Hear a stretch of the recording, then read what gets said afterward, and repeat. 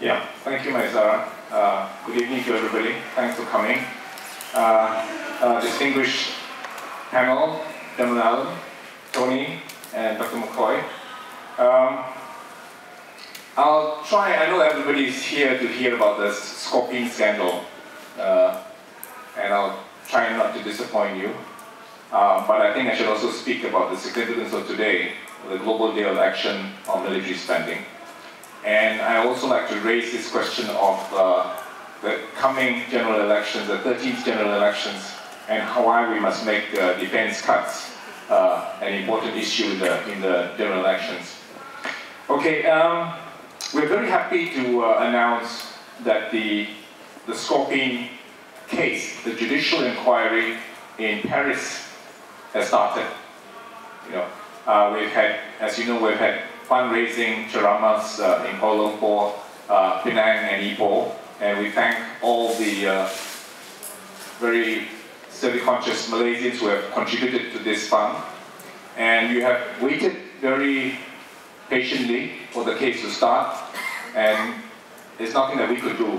But if you look at it, the speed in which it has come, the inquiry has started, is faster than many of our cases in Malaysia.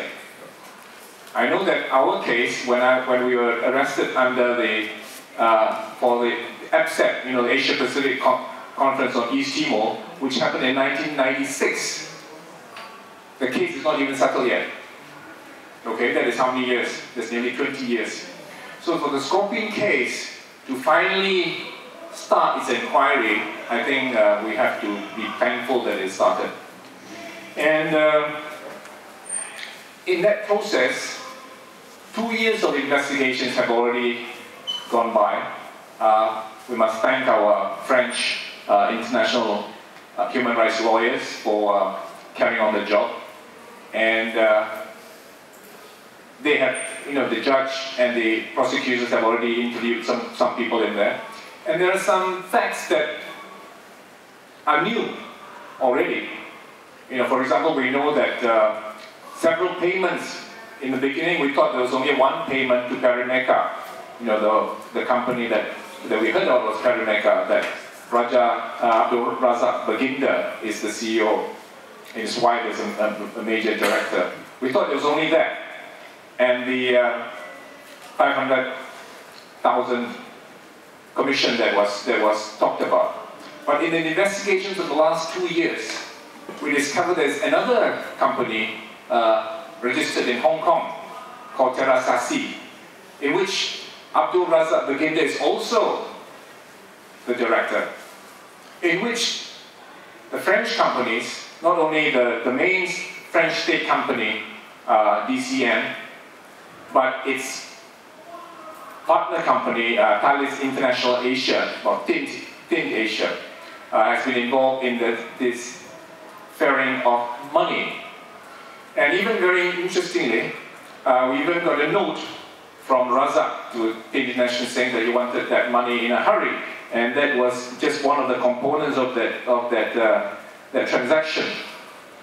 Okay, so there are at least two, and there's also the third one of a smaller sum, a consultation agreement between TINT and Terasasi again.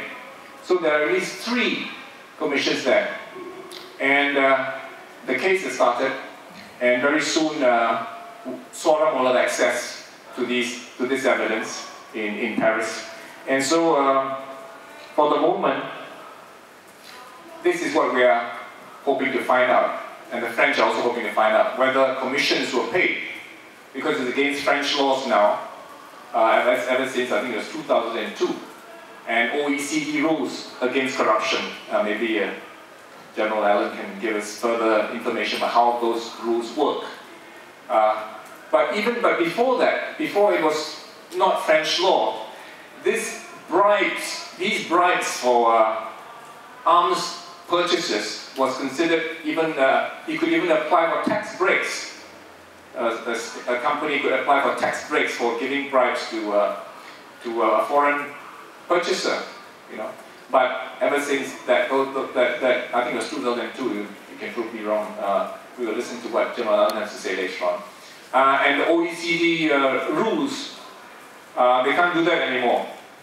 Okay? So these are things that we hope will come to light as the inquiry goes on. And the inquiry I've come to know is, the French system is quite different from the British and the Malaysian system, because the judge actually can initiate that investigation. They can even go to a particular site, like a DCN office.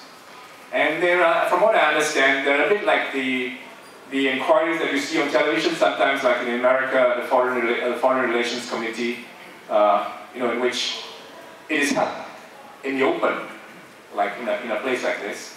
And then the press can be there, the public can be there, and it's held in the open. And witnesses are called. So, what witnesses will be called? That is also interesting, isn't it? Will the Prime Minister be called? And will he go? That's different. The Defense Minister, if you have read the news recently, in a very foolhardy way says, if they want me, I will go. Zahid said that. Do you remember that? You remember that. When the time comes, let's see whether, because Swaram is the main complainant in this case. The case is started mainly because of this complaint by Swaram. And Swaram will suggest that the Defense Minister be subpoenaed as a witness. And then we can also have witnesses like the famous PI, Bala Subramaniam, where he can give his testimony in France, and it'll be all in the open. That'll be interesting, won't it?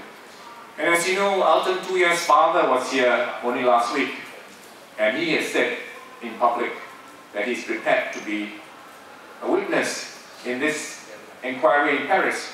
So all these things that were covered up in the Malaysian court case over the murder of Alton Tuya, that the prosecution and the defense is very interesting, I've never heard of before.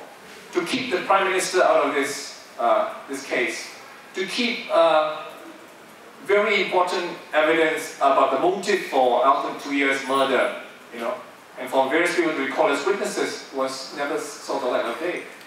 And so what is important and interesting about this Paris inquiry is that people like P.I. Balas Subramaniam and Alton Tuya's father can be called as witnesses, and their testimony will be known all over the world. So we wait for that. Okay. That is as much as I'll say for the moment about the Scorpene scandal. The general day of action on military spending that is today, why is it important? Because military spending is going on at a mad, irrational pace all around the world. This day has been called by coordinated by the Institute of Peace Bureau, and is announced on the day in which SIPRI, the Stockholm International Peace Research Institute, publishes its statistics on arms spending around the world. And the statistics are almost the same. It has increased to about 1.7 trillion US on the world scale. And as usual, the United States is the biggest arms spender, something like 50% of the total. Okay. And another emerging trend is that Asia is becoming a big arms spender as well. We're even overtaking Europe. We know recently that India bought 120 French Rafale jet fighters, to the great chagrin of Eurocopter, who are trying to sell their Typhoons. And as you know, Eurocopter is still trying to sell its Typhoons to Malaysian government. They are at the defense fair at the moment, that's going on at the moment. So there's this irrationality of arms spending in this country. This country, as you know, in 2010, this defense fair is the second since, once in 2 years, isn't it? I remember there was one in 2010. And at that time, there was a huge rumpus in the Malaysian press because the government was taking away the food subsidy, which was only 700 million. Everybody was up in arms about 700 million subsidies, and the government very coolly bought 10 billion worth of arms at the KL Defense Fair. So in the next few days, I'm sure the defense minister will also very proudly tell us that they have bought some very Chang'e jet fighters. What he said, they're going to buy this A400M airlifter transport aircraft from Airbus. So these are happening at a time in which we are told our public service is going to be privatized even more. Our schools in East Malaysia and even in Peninsular Malaysia are in terrible state. I know there's at least 600 schools in East Malaysia in very bad state. We're told that poverty level, the income inequality is getting greater, but the government is spending as if it didn't matter how much the defense budget was. So I would say that it is important that we pay attention to the defense budget. Okay, ASEAN, the spending in ASEAN is also on the increase. Singapore, as you know, is the biggest spender. Between 4 to 5% of GDP it spends. Malaysia spends between 2 to 3%. Indonesia is also a big arms spender. Cambodia is fighting with Thailand over a temple at the border, so they're increasing their defense spending. Philippines is also increasing its arms spending because of this spat with China over the Spratly Islands. Okay, and on the grand scale, we see that the U.S. is relying on the U.S. has to nurture its military-industrial complex. And it's relying on two things really. One is this so-called war on terror, which sees the US in Afghanistan, in Iraq, and elsewhere. And it's China baiting. After the fall of the Soviet Union, now it's China. And it's interesting to see that the US is now in Japan. The US is now in South Korea, the Jeju Air Base. The US is also in Taiwan, as you know. And when I was in Australia 2 weeks ago, they have moved into Darwin, a new trend. So I mean, the US is all over the Asia Pacific, and then China is painted as a threat to future world peace. You know, so this is all stoking the fire that provides the conditions for arms spending and arms purchases, and we should be very aware of that. The third point I would like to raise is the question of the coming 13 general elections. And I hope that political parties, especially Pakatan Rakyat, will take into account that we really need to cut defense cuts by at least below 1%, and to start a new rational culture of peace. You know, I don't think it's good that we have the KL defense fairs and that we have Lima and we're providing the funfair for arms purchases throughout the region. There are certain institutions that need to be changed, which Transparency International, you're going to have a conference very soon, this weekend, isn't it? Thursday. This Thursday. And there were institutions that have to be in place to ensure that we have accountability with defense spending. For example, the institution of the Parliamentary Defense Committee, which we don't have. We do not even have a national defense policy to tell us, the government hasn't told us yet who our enemies are. These are things that need to be thrashed out. We need to ask the government. And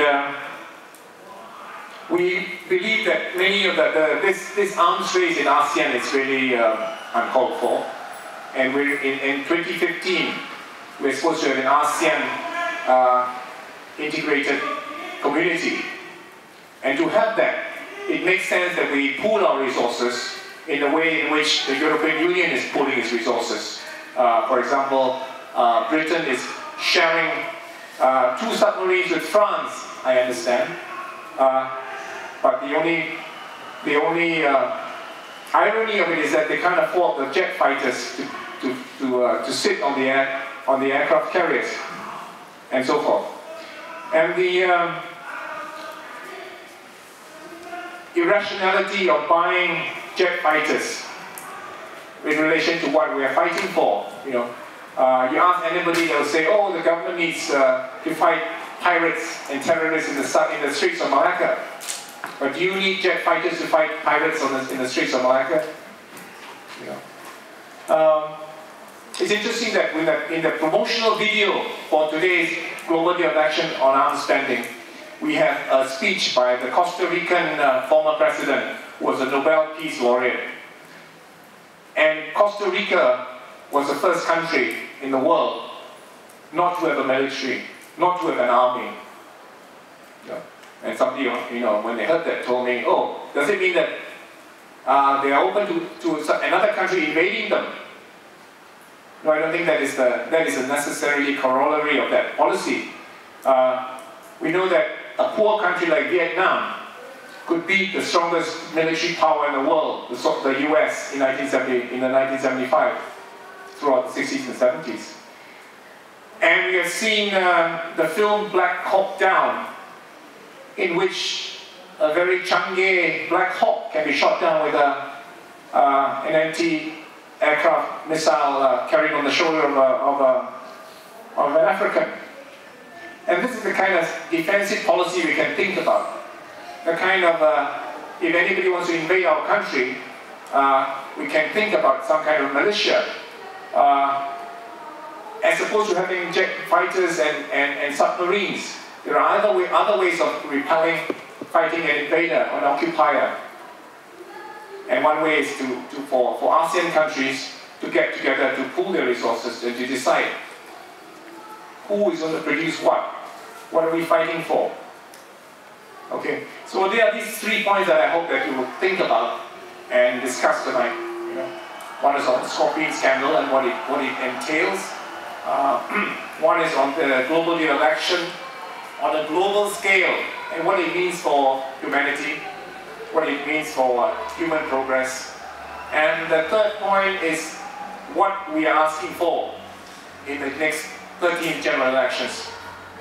Because Malaysians, as you know, are very hot about the elections. Yes, free and fair elections, we want that. And I think the Bersih and the Lioness movements are 2 of the most exciting and the most progressive movements that we had in a long time. But that is not all. We want to know what the issues are in these elections.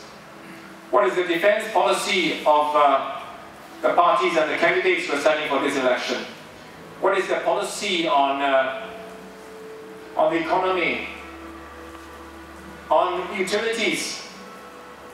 And what would they do about what kind of economic, educational, cultural, social policy would they have? What policies would have about privatization and neoliberal policies? And I don't find very much of that in the open, in the public arena yet. We cannot let the elections just come and go without political parties and candidates telling us what is it they stand for. Okay, so there are these 3 points to think about. Thank you very much.